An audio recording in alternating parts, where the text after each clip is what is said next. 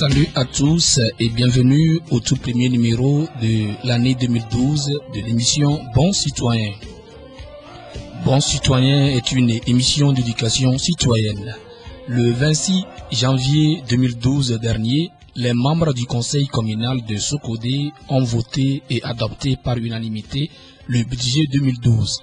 Pour répondre à son objectif et informer le public, Bon Citoyen s'intéresse au budget communal de l'année 2012 dans cette émission. Pour en parler, nous avons comme invité sur le plateau Monsieur Tchakala Mohamed Sadikou, il est gestionnaire, et Monsieur Ouro Longa Kader, il est chargé à la communication mairie de Sokodé, et Monsieur Alaki Diri Ousmane, consultant. Vous qui nous écoutez dans les quatre coins de la ville de Sokodé, vous avez aussi la possibilité de composer le 25 51 00 85 et le téléphone cellulaire 90 55 27 77 ou le téléphone Move 99 10 60 66. C'est le budget de la commune de Sokodé que nous allons parcourir. Nous allons découvrir ce budget pour ceux qui n'ont pas pu participer à cette grande réunion publique le 26 janvier dernier. Vous avez la possibilité de découvrir ce budget à travers le représentant de la communication de la mairie et vous allez poser des questions d'éclaircissement, des questions de compréhension à tous nos invités sur place. Bienvenue donc à nos micros, messieurs les invités de cette émission Bon Citoyen. Monsieur Kader, bienvenue. Merci à vous, monsieur le directeur. Comment vous allez? Je vais bien. D'accord. Monsieur Tchakala, bienvenue à nos micros. Oui, bonsoir. Voilà, monsieur Alakidiri, bienvenue à cette émission Bon Citoyen. Voilà, chers auditeurs, vous venez de les écouter. Tout à l'heure, nous allons d'abord aller à la connaissance de la mairie de Sokodé à travers le chargé de la communication mairie Sokodé. Bienvenue donc à monsieur Kader. D'abord vous vous présentez, ensuite vous nous faites découvrir la mairie de Sokodé. Je vous remercie monsieur le directeur. Je me nomme Ouro Longa Tchadji Kader. Je suis le chargé de la communication de la mairie de Sokodé. Et je suis là pour parler avec vous, pour débattre dans l'émission Bon Citoyen, ce qui est le budget et toutes les questions qui peuvent permettre à la population de comprendre les activités de la mairie de Sokodé. Voilà. Voilà. Aujourd'hui, tout le monde appelle mairie, d'autres appellent la commune hôtel de ville de Sokodé. En fait, qu'est-ce que c'est que la mairie? Monsieur Kader. La mairie, dans une autre appellation, est l'hôtel de ville. Les deux expressions sont synonymes. Oui. Et c'est une institution étatique qui est chargée de coordonner toutes les activités de la commune. Et les activités de la commune, ça voudrait dire l'organisation interne de la commune pour permettre à la population de vivre aisément. Voilà. Aujourd'hui, quelles sont les limites de la commune de Sokodé? La commune de Sokodé a pour limite au nord. Bon, vous savez que la politique fait qu'il y a des délimitations qui se font sentir à des moments. Sinon, la limite de la commune de Sokodé au nord, c'est à Kidéodé. Oui. À l'ouest, Sagbadei. Oui. Au sud, par Kassenapon. Oui. Et à l'est, par le village de Na. D'accord. Le pont de Na. D'accord. Et à ce jour-là, quelle est la population de la ville de Sokodé? La population de la ville de Sokodé est de 95 070 habitants au dernier recensement. 95 070 habitants. Voilà. D'abord, pour mieux comprendre, les délimitations, M. Tchakala, les délimitations de la commune de Sokodé est modifiée à chaque instant par les politiques. Est-ce que cela vraiment répond aux besoins de la population? Oui, je crois que cela répond aux besoins de la population, puisque la ville même s'étend au jour le jour, et à un moment donné, c'est difficile de distinguer la limite de la ville à celle d'un village.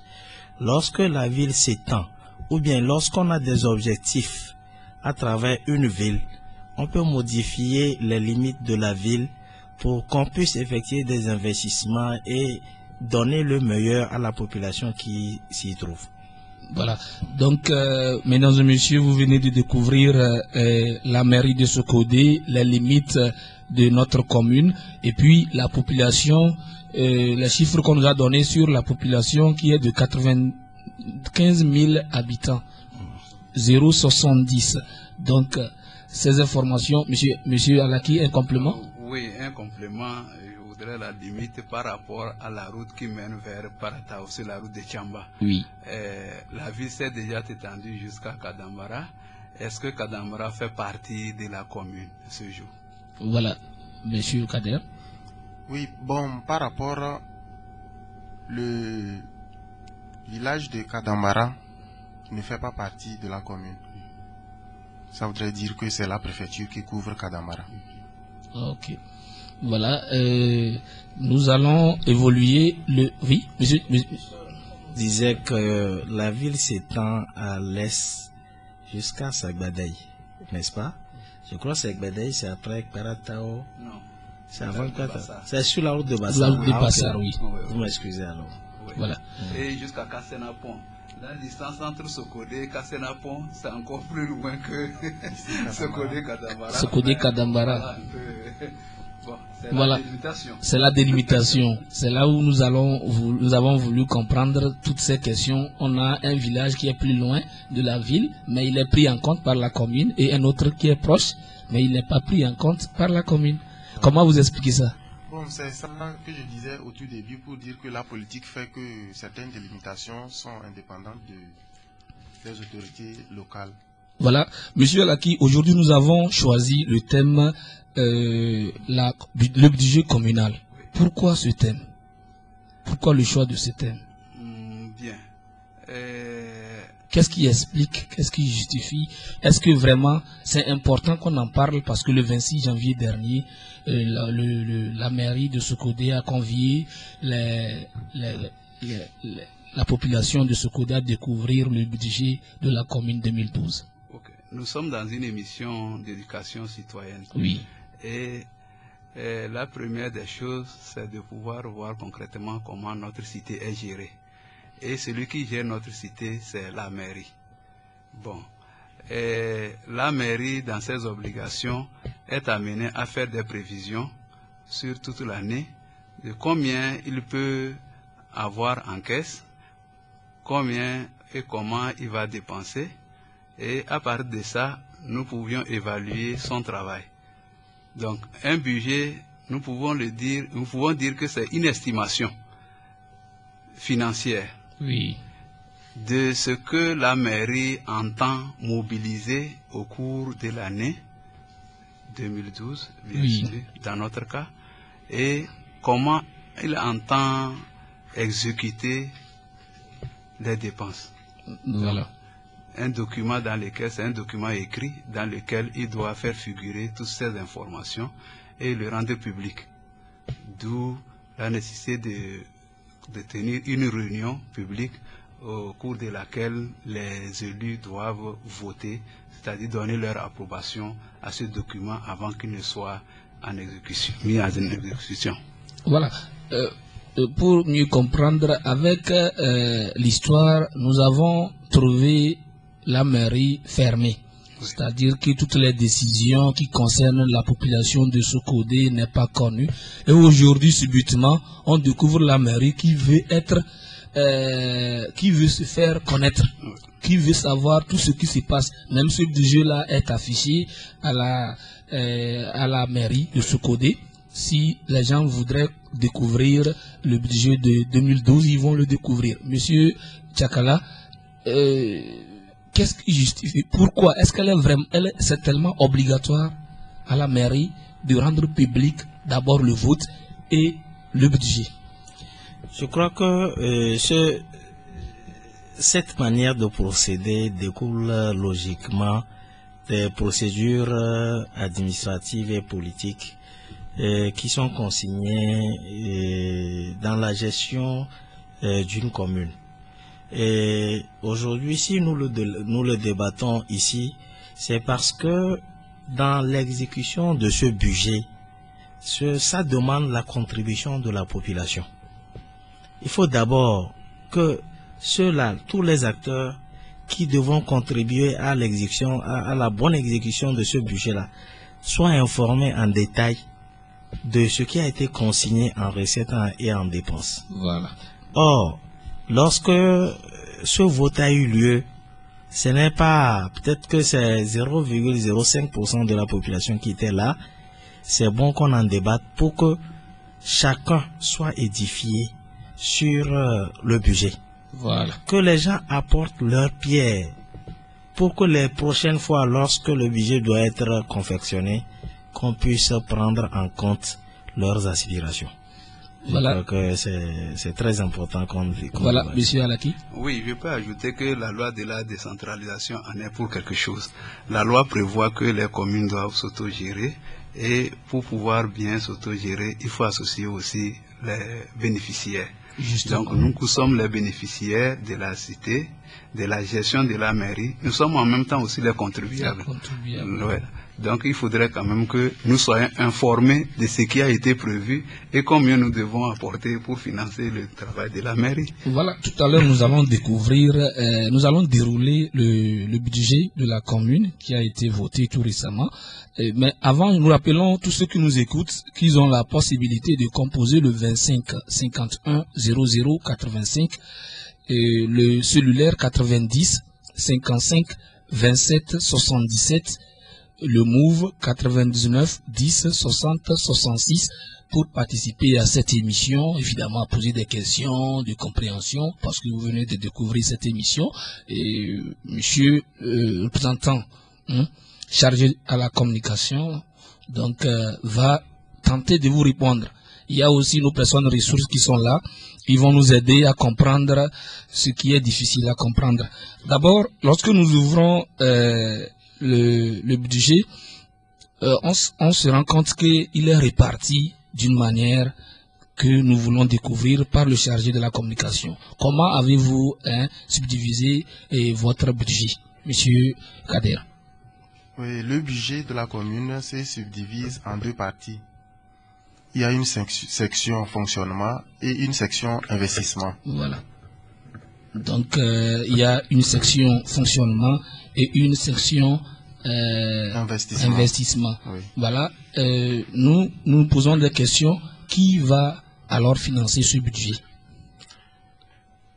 Le budget, c'est une estimation, c'est une prévision que le conseil communal se fait. Et cette prévision est faite à base des recettes que la population, c'est-à-dire des contributions de la population, je voulais dire. Ça voudrait dire que c'est la population de la commune qui doit contribuer à la réalisation de ce budget. Voilà. Lorsqu'on veut être plus regardant, c'est-à-dire que comment que vous pensez que l'argent viendra d'où, de la population, ça voudrait dire que ce que nous voyons, c'est sur le marché de ce côté, les tickets par exemple. C'est seulement ça, ou bien il y a d'autres coins qui peuvent faire venir de l'argent pour financer ce budget? Voilà, bon, à part les tickets du marché dont vous venez de parler, il y a des taxes sur des domaines appartenant à la commune. Oui.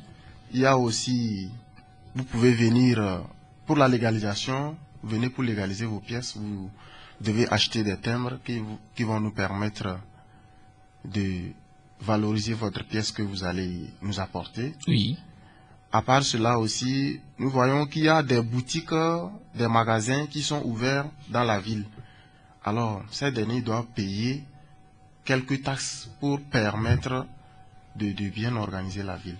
D'accord. Avant de passer le micro à nos personnes ressources, vous allez nous dire exactement à peu près à combien s'élèvent les investissements, donc des prévisions des investissements. Les investissements s'élèvent à 26 250 000 francs.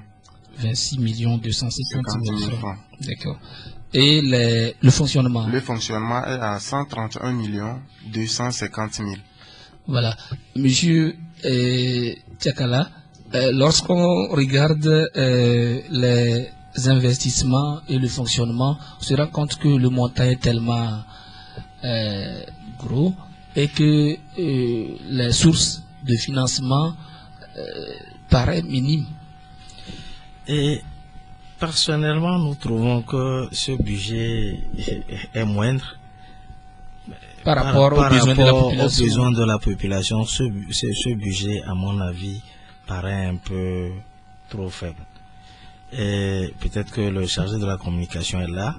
Nous avons suivi les débats lors de ce vote de budget, mais il y a quelque part un problème d'organisation et de sensibilisation. Voilà. Et que tout le monde doit d'abord comprendre le bien fondé de payer les taxes communales. Oui. Et ensuite, la mairie aussi a l'obligation de bien gérer ces taxes. Je crois que c'est là que se trouve l'énigme. Nous allons, lorsque on va voir en détail le fonctionnement, apporter notre pierre pour que les uns et les autres soient situés. Voilà. Monsieur Alaki, par rapport aux investissements prévus et au fonctionnement, d'après l'intervention de monsieur Tchakala, le budget reste insuffisant par rapport aux besoins de la population. Oui. La mairie n'a pas pris en compte vraiment le besoin de la population pour prévoir ces montants. Bon, en fait, je viens de faire le petit calcul pour trouver que tout le budget s'élève à 157 500 000. Oui. 157 500 000 vis-à-vis par rapport aux besoins en infrastructure, tout simplement, c'est vraiment rien. N'est-ce pas? C'est rien du tout parce que on sait combien ça coûte les investissements. Oui. Charger une route, ce que ça peut coûter, faire un pont, ce que ça peut coûter. Bon, je pense qu'ils les ont conçus dans la limite des moyens mobilisables. Justement. Parce que tel qu'il nous a dit, par rapport aux recettes, nous ne voyons pas une rubrique de subvention de l'État. Voilà. La subvention de l'État n'a pas été prise en compte, du moins s'il y en a. Voilà, monsieur Kader, vous êtes le chargé de la communication. Est-ce que l'État subventionne la commune de Sokodé? Toutes les communes n'ont pas de subventions venant de l'État. Voilà.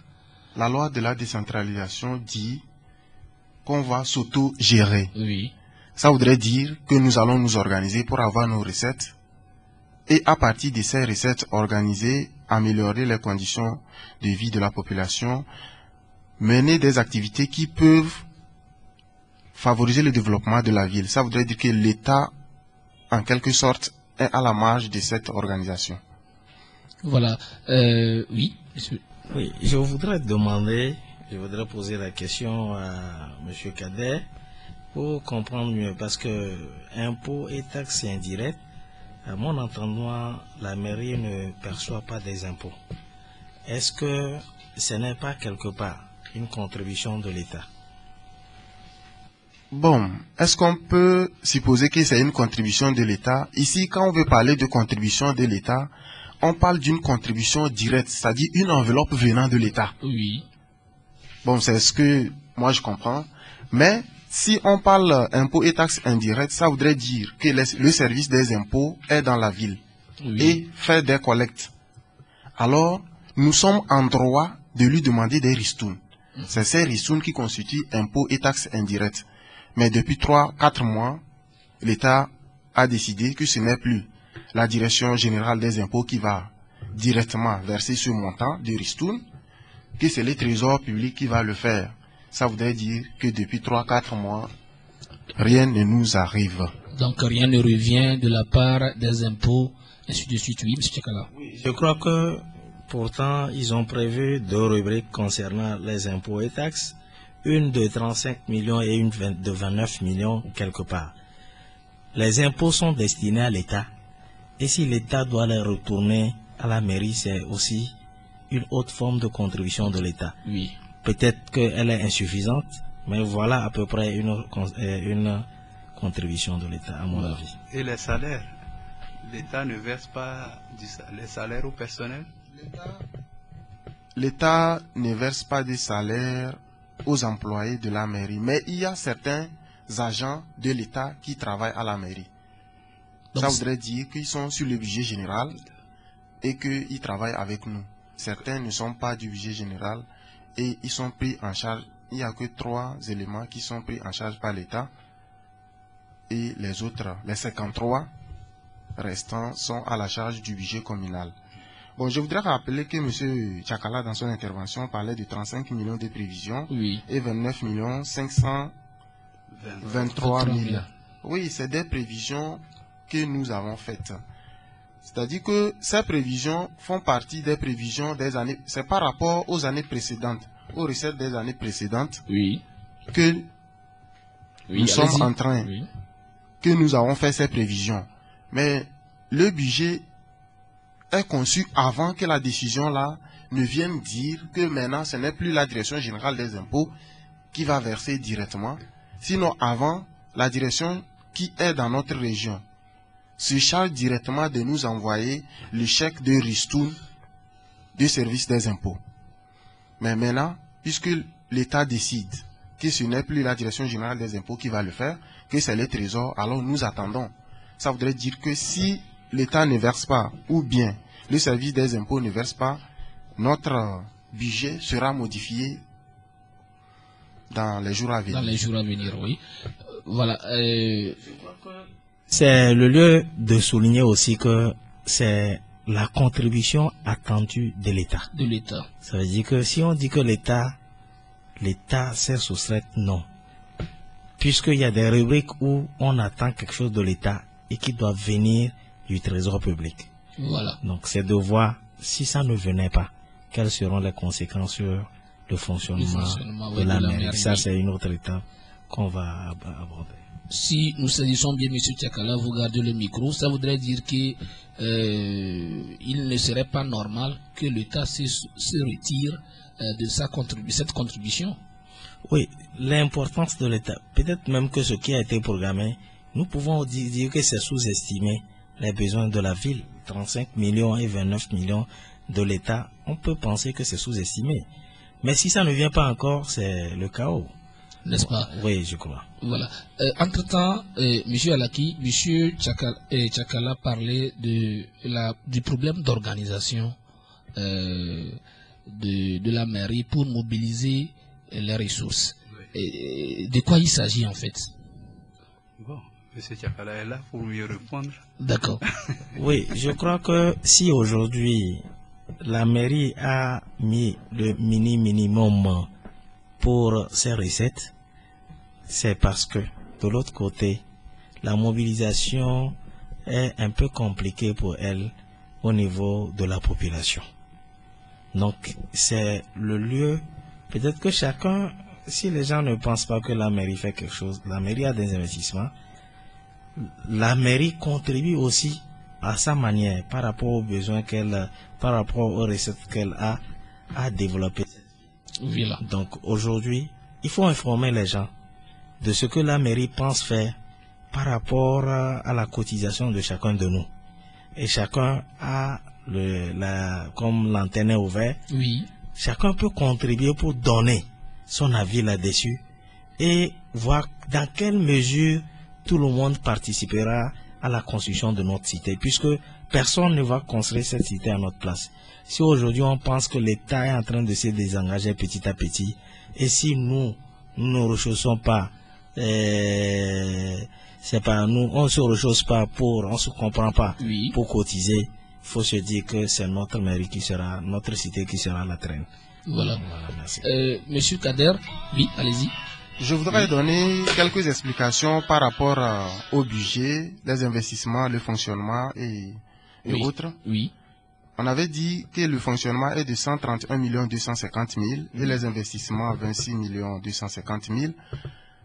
La loi de la décentralisation dit que l'ordonnateur a le devoir de faire un prélèvement de 20% de ses recettes pour les investissements. C'est ce qui a donné les 26 250 000. Voilà. Et comme M. Alaki l'a dit plus haut, le budget revient à 157 500 000. Bon, voyant les besoins de la population, il y a eu une modification par rapport au budget de 2011. Oui. Parce que les besoins, la population qui augmente, les besoins aussi augmentent de jour au jour. Ça voudrait dire que le budget 2011 est de 145 544 400. 145 544 400 francs. 400, oui. Voilà. Soit 121 287 000 pour le fonctionnement et 24 257 400 pour l'investissement. Voilà. Bon, nous allons voir qu'il y a une augmentation. Et cette augmentation est due par rapport aux besoins de la ville et autres. C'est ce qui fait que bon, la commune est là. Nous sommes là pour échanger avec qui de droit pour l'amélioration, le développement de notre ville. M. Chakala disait que nous devons ensemble contribuer au développement de notre ville. C'est ce que nous devons faire savoir à tous les citoyens de la commune. Voilà. Lorsque nous déroulons toujours le budget, le document du budget, on se rend compte que 50% du budget représente les salaires. Qu'est-ce qui justifie ce montant? 50% du budget représente les salaires. Oui. Comme je venais de le dire, je disais qu'il y a 53 agents qui sont à la charge de ce budget. 53 agents sont à la base, à la charge plutôt du budget communal. Du budget communal, oui. Ça voudrait dire qu'ils sont payés par la mairie. À chaque fin du mois, ils doivent percevoir leur salaire des recettes de la mairie. Bon, est-ce que le nombre là n'est pas si grand? Est-ce qu'il n'y a pas des gens qui restent sans rien faire tout le long du mois et prendre le salaire? Bon, je pense que le nombre n'est pas grand. C'est seulement les moyens qui sont insuffisants. C'est ça qui fait que nous allons voir que les prévisions par rapport au salaire avoisinent 50% du budget. Monsieur Alaki, votre commentaire? Oui, bon, j'ai fait le calcul. Je trouve que le salaire représente 43,62% Oui. des charges de fonctionnement, Oui. et 36,5%, Oui. 36,35% de tout le budget, du montant du budget. En fait, le budget lui-même, elle est faible. Oui. Donc, le personnel étant Oui, allez-y. grand, Allez-y. le personnel étant à 53, bon, il y a de quoi que le salaire soit élevé. Mais ça a un grand impact sur les ressources. Parce que 36% des recettes mobilisées vont au paiement des salaires. Voilà. Lorsque nous avons cherché à savoir, on nous a dit qu'on a mis la priorité sur le personnel. Oui. Donc, lorsque le bois termine, il faudrait en même temps qu'on s'occupe d'abord du personnel avant de voir le reste, s'il y a de l'argent. S'il n'y a pas de l'argent, on s'arrête là. Bon, en fait, le budget, c'est une planification. Il y a toutes les rubriques. Il y a toutes les rubriques, 1, 2, 3, 4, 5, 6, 7, 8, 9, 10. Il y a 10 rubriques. Donc, toutes les 10 rubriques, les recettes attendues ont été ventilées sur toutes les rubriques. Donc, devant nous ici, nous ne pouvons pas dire que la priorité a été donnée au salaire. Bon, mais il y a une augmentation du salaire, bien sûr, et c'est normal. Néanmoins, au cours d'une émission ici, nous avons invité l'ex-SG Oui. de la mairie, et c'est la réponse qu'il nous a donnée, que bon, en fait, on les a recommandés depuis le haut lieu, que d'abord, de s'occuper d'abord du salaire, En effet. avant de voir s'il reste encore, avant de voir d'autres besoins de la commune. En effet, le salaire était autour de 44 millions, un budget de 44 millions en 2011. Il est aujourd'hui à 57 millions.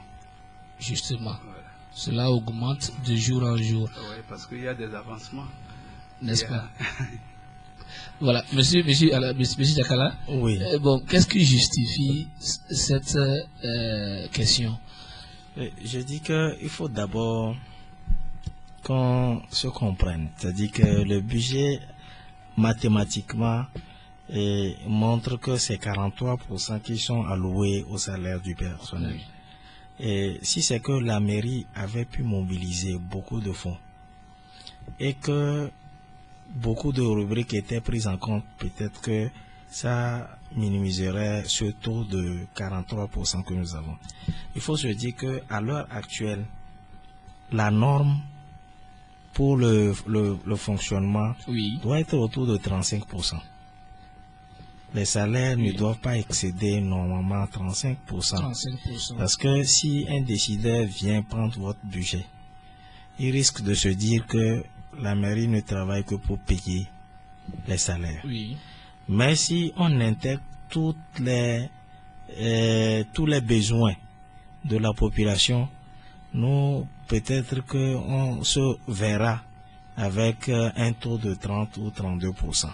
Justement. Ça veut dire qu'aujourd'hui, les gens sont payés, mais le travail qu'ils doivent faire, on dirait qu'ils sont surpayés par rapport au travail qu'ils font. Justement. On dirait que les gens sont surpayés. Ça veut dire qu'il faut trouver du travail aux gens. Il faut développer d'autres sources de revenus pour que tout le monde soit occupé et que la mairie puisse faire beaucoup de recettes et faire d'autres investissements, ce qui amoindrirait les charges de personnel. Justement. À mon avis, ce n'est pas trop, mais seulement, peut-être que les gens ne font pas assez. Il faut développer des idées, des stratégies Oui. pour que la mairie puisse avoir les fonds nécessaires pour mener à bien sa politique. Monsieur Kader, ce qui nous amène maintenant à aller à la découverte des sources de revenus de la mairie. Quelles sont les sources aujourd'hui disponibles pour la mairie, pour la collecte des fonds? Oui. Monsieur le directeur, je crois qu'il faut quand même, la population est là, il faut quand même qu'on essaie d'incliner un peu les rubriques des dépenses. Oui. Pour que à la radio, les gens au moins connaissent une idée de l'ensemble des recettes et ce qui est prévu pour eux. Oui. Donc ça va permettre aux gens de voir à peu près le budget de fonctionnement. Lui, il permet seulement de financer tout ce qui est charge de fonctionnement Au niveau de la mairie. au niveau de la mairie. Oui. Et les recettes maintenant, c'est ce qu'on attend. Hein? Les rubriques dans lesquelles on attend gagner des fonds pour pouvoir financer ces fonctionnements Justement. et ces investissements.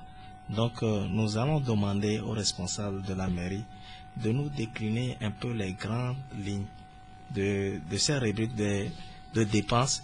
Ensuite, on va prendre les recettes et on va voir où est-ce que la population, quels sont les types de recettes que la mairie attend et qui doit les amener. Justement. Oui, allez-y, monsieur Kader. Vous avez Dans les dépenses de fonctionnement, nous avons au chapitre 60 denrées, fournitures consommées. Oui. Qui s'élève à 8 534 800. Nous avons allocations et subventions qui s'élèvent à 1 462 500. Oui.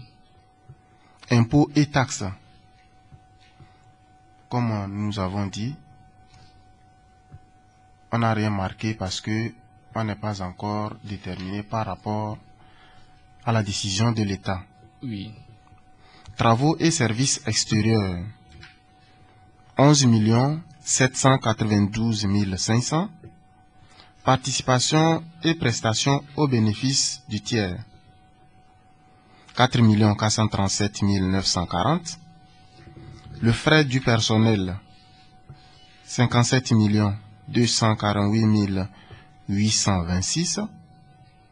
Frais de gestion générale et de transport, 16 705 000. Frais financiers, 500 000. Charges exceptionnelles, 4 318 434. Excédent de fonctionnement capitalisé, 26 250 000. Ça, c'est les dépenses de fonctionnement au chapitre 60. Pour le chapitre 70, recettes de fonctionnement, nous avons les produits de l'exploitation qui s'élèvent à 29 136 000 francs. Les produits domaniaux, 24 456 000 francs. Produits financiers, 936 000 francs. Recouvrement, participation. Pour le moment, on n'a rien décidé par rapport à cette rubrique. Produits divers, 3 700 000. Impôts, taxes, contributions directes, 35 millions. Impôts, taxes, contributions directes, 35 millions. Et impôts et taxes indirectes, 29 523 000. Produits exceptionnels, 8 499 000 francs. Ce qui donne un total de 131 250 000, comme nous avons dit, en fonctionnement. Et c'est de ces 131 250 000 que la loi de la décentralisation dit qu'il faut prélever 20%.